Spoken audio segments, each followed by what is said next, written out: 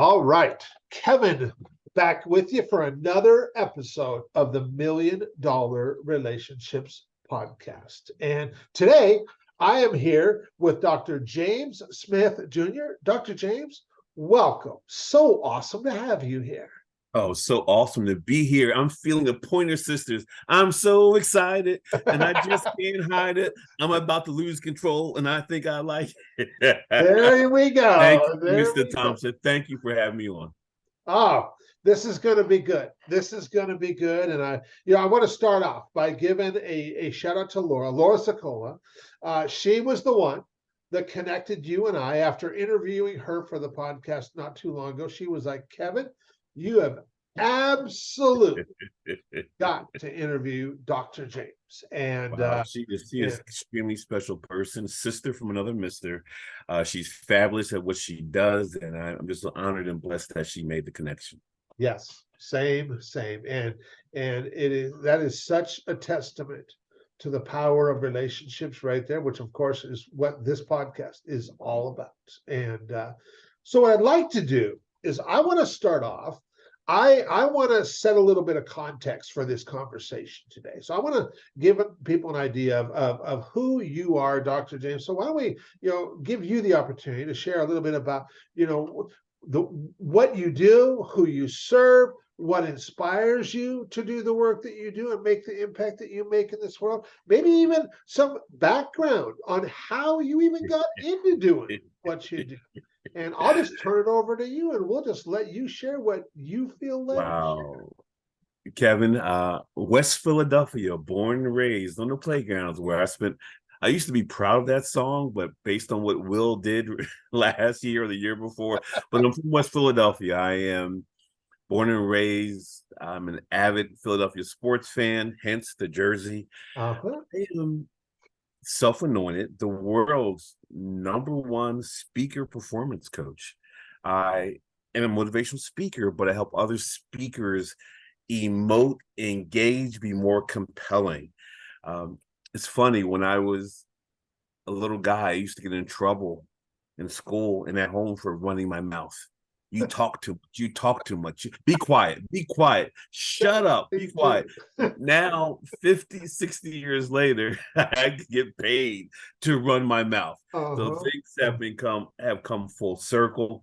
I work with corporate clients primarily, Fortune 1, 2, 300. I do work with universities too. I teach for 3 universities, Rutgers University, Temple University, and Rushford Business School.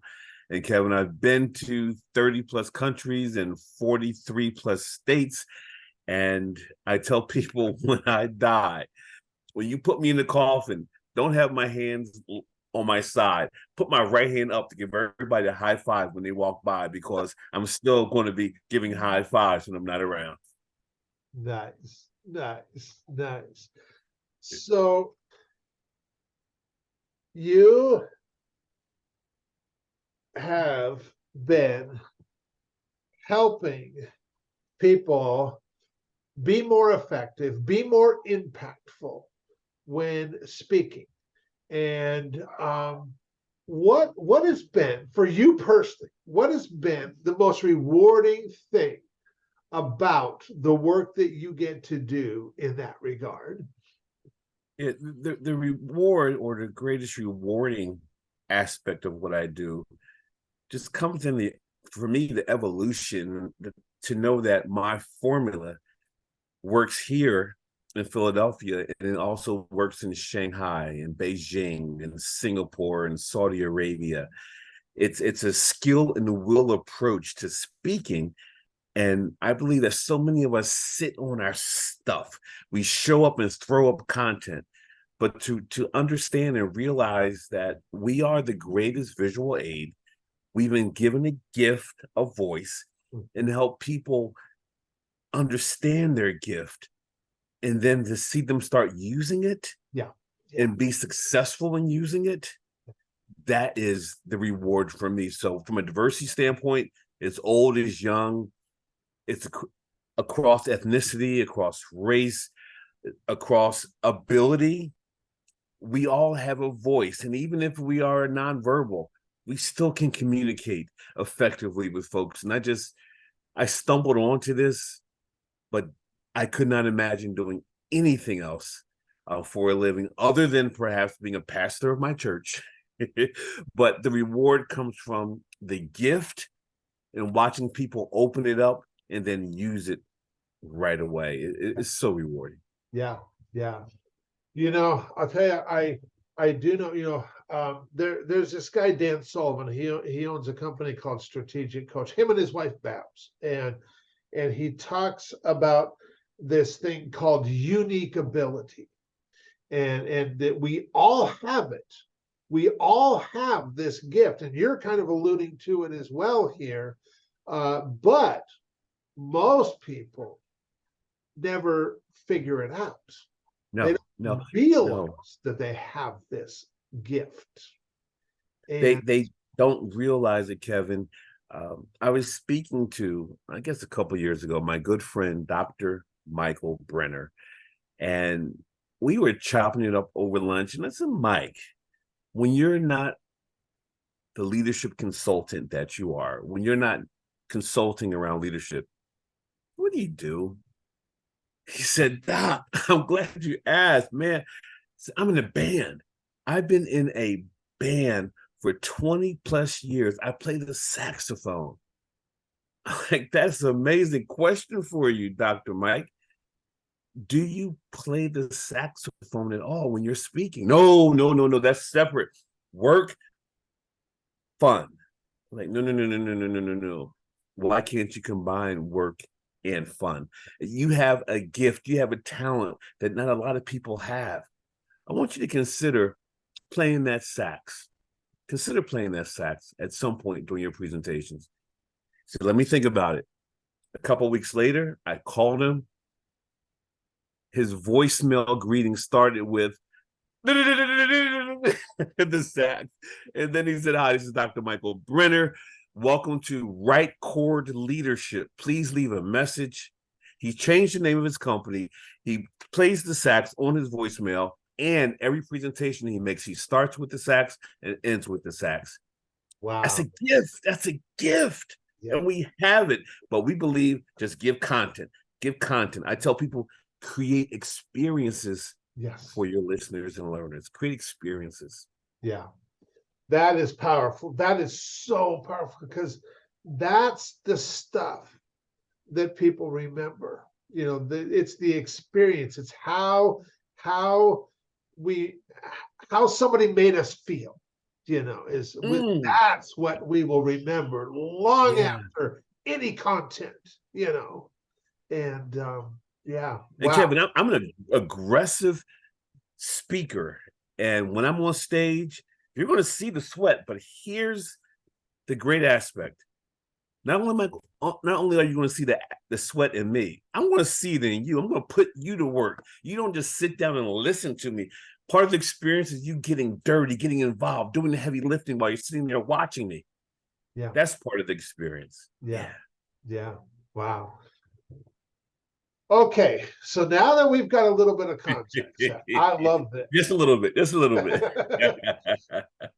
So we're going to switch gears just a little bit. I'm going to reiterate the question for the benefit of our listeners. So, Dr. James, have you ever been introduced to a person or persons that completely changed the course of your life or your business, so much so that much of what you have today would not be possible if not for this person or persons? And I'm just really excited to hear your story, your experience around this topic of relationships. Absolutely. Years ago, I heard through the grapevine that the Coca-Cola bottling company located here in Philadelphia was looking to do some additional leadership training. Okay. They had already been doing leadership training. However, the organization they were using was located in Houston, Texas, and flying their leaders from Philly to Houston became expensive. Okay. So I learned that they were looking for a new vendor partner.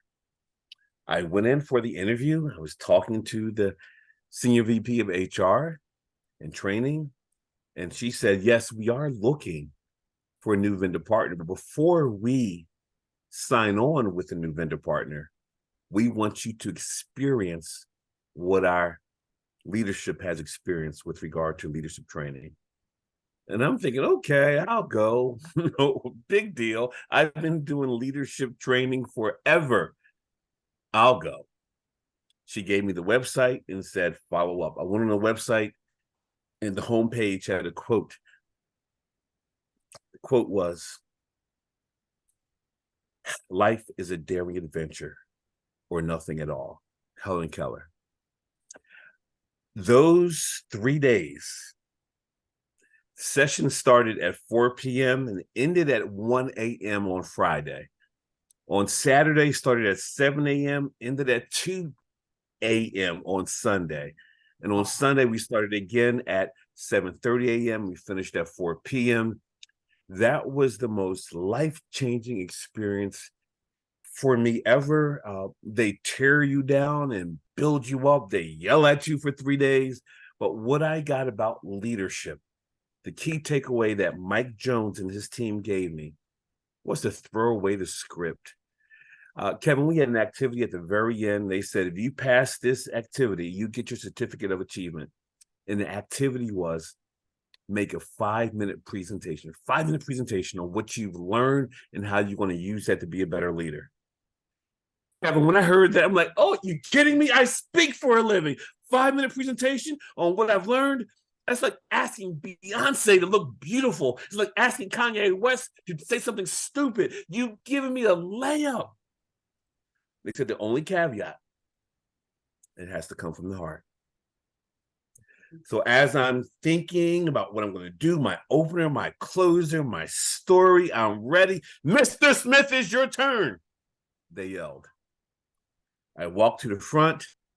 I crush it. It was like 3,000 people were in the audience. I gave them my best stuff.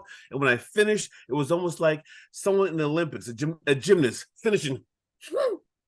I gave my signal that I'm done. And the facilitator said, Mr. Smith, you failed the assignment. Where else in life do you choose to do what you were told? We asked you to bring it from the heart. You're a professional speaker, and we saw you planning. We saw you prepping. We saw you ready to gym-pact us. We didn't ask you to be gym-pacted. We asked you from the heart. Now do it again. And this time, the next time I did it, I didn't know what I was going to say. I finished up on one knee. I was bleeding. I was sweating. She clapped and said, that's what we're talking about. In life, throw away that script. Bring it, man. Bring it, man. Bring it, man. Inside of you. That weekend really changed the trajectory of how I show up. No one's going to outwork me, out-creative me, none of that stuff. But that weekend, I learned, throw away the script, walk through life on a tightrope without a net. Just live your life out loud. So Mike Jones and his Discovery Leadership team was that turning point for me. And I have used the tips and techniques and approaches I learned that weekend. I went back for more. In my office right now, you can't see it, but I have a samurai warrior sword. They give it to you after you've gone through 3 or 4 sessions that says, you're a warrior now. You're a warrior. Wow. Wow. That's a powerful story. That is a powerful experience right there. That is, and Kevin, that weekend, I walked on hot coals. I broke a 2x4 with my hand. It was focus on the outcome. What you focus on expands, or what you focus on grows. Anything is possible. And I did everything they put in front of me. They asked you, what's your greatest fear? And stupid me wrote down on the registration form, I'm afraid of heights. Well, you know what I did for those 3 days. I was up high. I faced the fear and move in. Face the fear and move in. So that was from a life-changing standpoint. you're talking about someone who's been out there for a while, who's seen everything. What? Go to a training on leadership? I can do my dissertation on that. Yeah. Yeah. But it woke me up to the world of possibility. And I've always been any wall in front of me, knock it down. My mother will say, well, sometimes walk around the wall. You don't have to knock it down. But I've always been an overachiever. However, that session that weekend showed me that I'm up here too much. Okay. Just anything is possible if you believe. I mean, I think a lot of us can resonate with that statement that we're up here too much, versus right here. And that, I mean, I have certainly spent a lot of time thinking about what I should do, and versus, when we do just come from the heart, we don't have to think too much about what we should do, because we already have the answers when we're coming from that place, and it's like, it's like it alleviates so much chatter in the back of our head.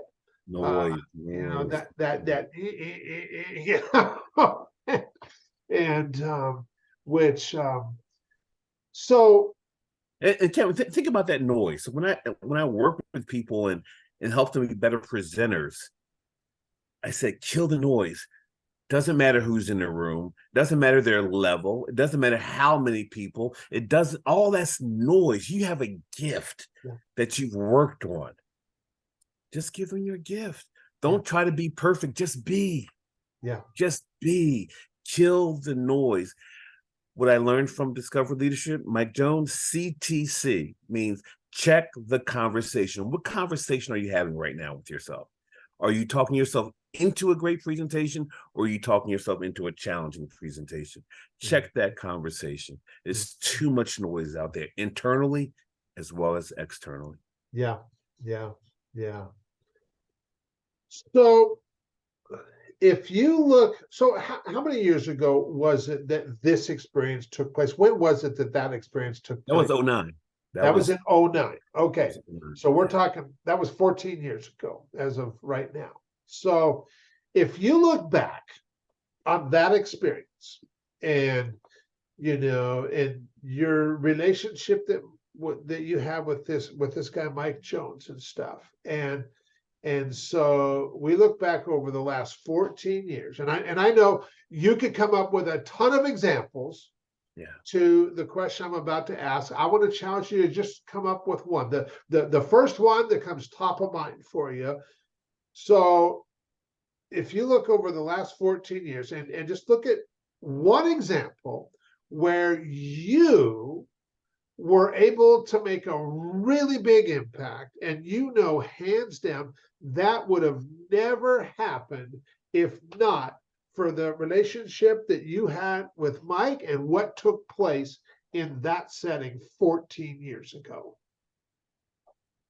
When I think about the greatest impact, and I haven't shared this before, but it's self-serving. I, for years, told people that I was going to go back to school and get my doctorate degree. Okay. I'm going to get my doctorate. I'm going to get, talk. If you sat next to me on a plane, a train, I brought it up during sessions, but I kept putting it off in my 30s, in my 40s, in my 50s, kept putting it off. And finally, I said, you need to do this thing. I'm too old. I'm successful. I have a company. I don't need it. Well, Kevin, I signed up. During the course of the interview, like, Mr. Smith, your undergrad's in English, your master's in journalism. This is a DBA, Doctorate of Business Administration. 90% of the folks in your cohort have their MBAs already. So they know the rigor. Mm-hmm. You're an English major. Why don't you get your MBA? Why a doctorate? So I'm going for the goal. So 28 of my classmates had their MBAs. The day before our first weekend residency, I'm with a client, I'm coaching, I'm teaching. I felt a pain in my side. So much so, I told the client that we're going to have to reschedule. I'm going to go to the ER. I drove myself to the hospital. I was admitted. I had what's called diverticulitis. I spent the next 5 days in the hospital. I missed the entire weekend residency. And the next month, when I went back, my first course was statistics. I can't even spell statistics, but I felt behind. But then 4:30 came. I left the room. I was still alive. I'm like, I can do this.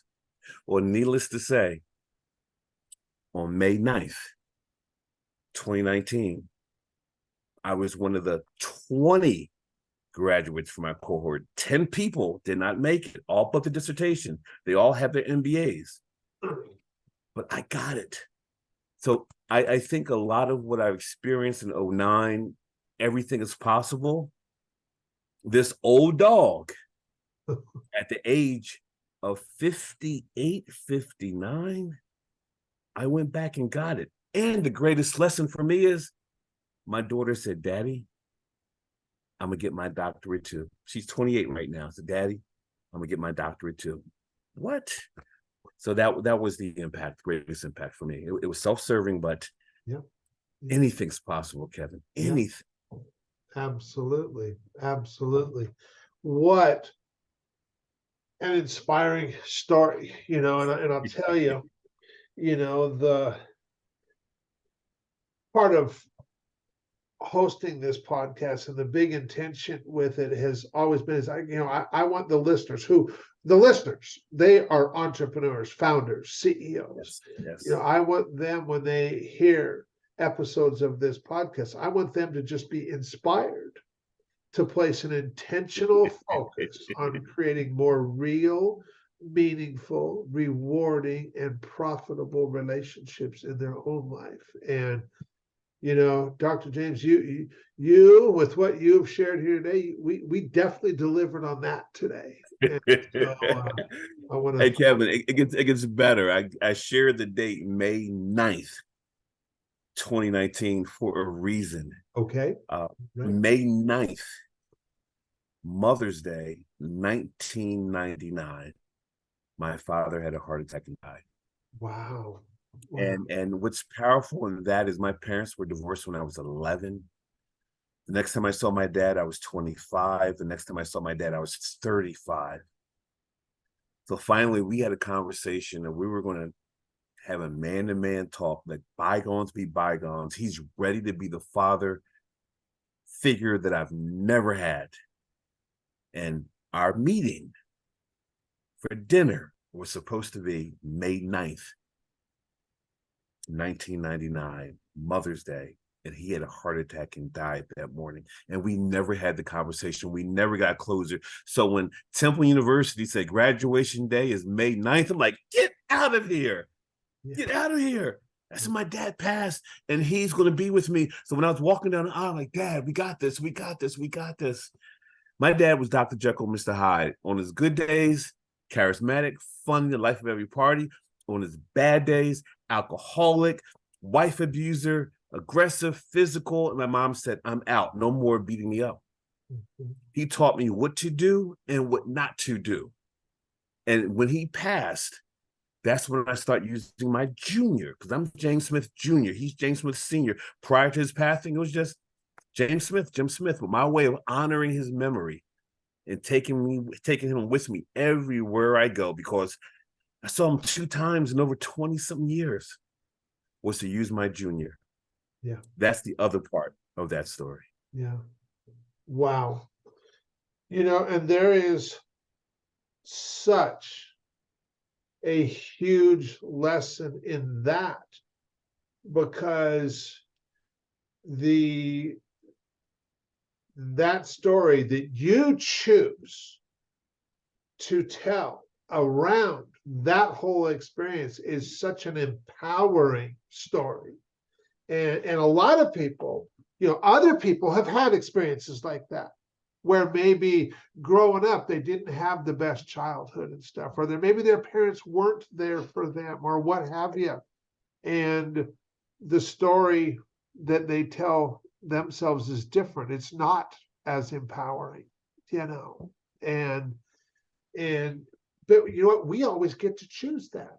We always get to choose the I story. love that you bring the word choose in it, because I tell people when we're young, we look a lot like our parents, but when we get older, we look a lot like our choices. Yeah. What are you choosing? And that's what you're going to look like. Yeah, yeah, yeah. Well, Dr. James, for anybody that's listening to this going, man, Kevin, I just really like Dr. James. I like the way he shows up. I like what he stands for. Any resources or anything that how can they find out more Absolutely. about you and the work that you're doing? You can find me on social media at Dr. James Smith Jr. or go to my website, drjamessmithjr.com. I'm out there. Come find me. I would love to create a relationship, but I would say to you, don't reach out unless you're ready to become your most authentic version of yourself. I did all my research and dissertation studying on authenticity, because I believe a lot of us celebrate Halloween every day. We put that mask on, we put that face on, we go along to get along, we fake it till we make it. We're people pleasers, and I challenge you to be your most authentic self.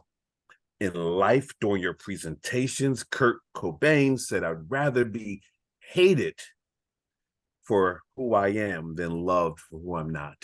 Yep. And if you can bring your most authentic self to your presentations, to your leadership, to your company, to your clients, they're getting the best version of you. And that's what they want. They want you.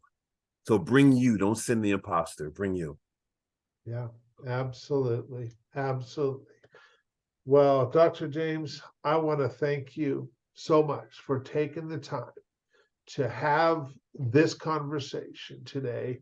I know how impactful this is going to be, and I'm excited to get this out. And I know you have already shared a ton, but I'm going to ask on the way out the door. I just want to make sure, if there was one final thing you wanted to share before we called it a wrap, I want to make sure and give you the opportunity. If not, that's fine too, but I'm going to at least put it on the table for you. Two quick things. Okay. All right. One is one of my favorite quotes, and that is, you'll always get what you've always gotten until you become the person you've never been. That's number one. Number two, when I work with leaders, speakers, doctors, individual contributors, whomever, I always tell them, present to express, not impress. Don't try to be impressive. Be expressive and focus on the head and heart of your audience members, and you will make a difference. Yeah. You will make a difference, and they will remember you. Absolutely. Absolutely. Well, Dr. James, once again, thank you so much for taking the time to have this conversation. Really appreciate you, and thank you. Mr. Thompson, thank you for the opportunity. I don't take anything for granted. So I'm blessed. I'm honored that you took the opportunity to invite me to your living room. It's been fantastic. I wish the show the very best, and keep believing. Keep believing. Thank you. Absolutely. Absolutely.